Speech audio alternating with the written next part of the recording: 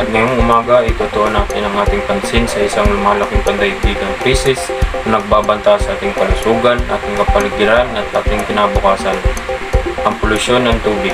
Ang kontaminasyon ng ating mga pinagkukunan ng tubig ay hindi isang malayong problema. Nangyayari ito ngayon sa ating mga komunidad at sa buong mundo. Kapartner J.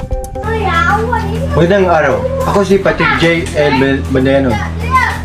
Mula sa malaking ilog hanggang sa pinakmaliit na sapa, ang ating mga pinagkukunan ng tubig ay nasa ilalim ng pagkukub.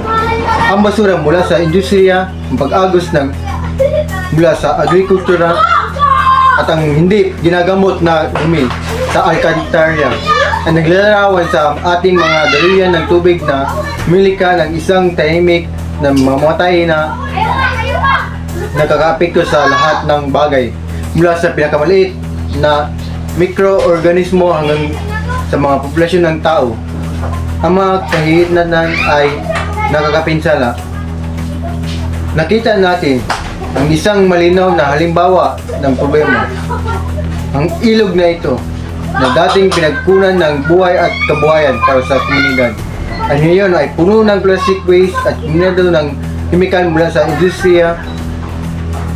Ang epekto sa mga lokal na wildlife ay nakakapinsala at ang mga panganib sa kalusugan sa mga taong umaasa sa tubig na ito ay napakalaki.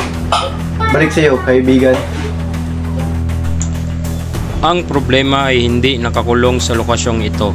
Sa buong mundo, ang polusyon sa tubig ay isang pangunahing kontributor sa mga sakit na nakakaapekto sa milyong-milyong tao, lalo na sa mga umuunlad na bansa. Tinatayang ng World Health Organization na ang hindi ligtas na tubig ay responsable para sa isang makabuluhang bilang ng mga ipapaiwas na kamatayan bawat taon. Ngunit may pag-asa. May mga solusyon at nangangailangan ito ng isang multifaceted na diskarte.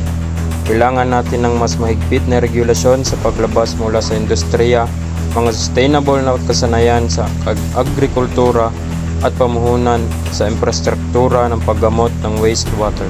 Ang mga individual na aksyon tulad ng pagbawas ng pagkonsumo ng plastic at pagsuporta sa mga responsable na negosyo ay may mahalagang papel din. Ang laban sa polusyon sa tubig ay isang laban para sa ating kinabukasan. Nangangailangan ito ng pandaigdigang pakikipagtulungan, pagbabago ng teknolohiya at isang kolektibong pangako upang protektahan ang ating pinakamahalagang mapagkukunan. Dapat tayong kumilos ngayon bago mahuli ang lahat. Ako nga po si Ulysses L. Canada with my partner Patrick J. Bandayanon, nagbabalita.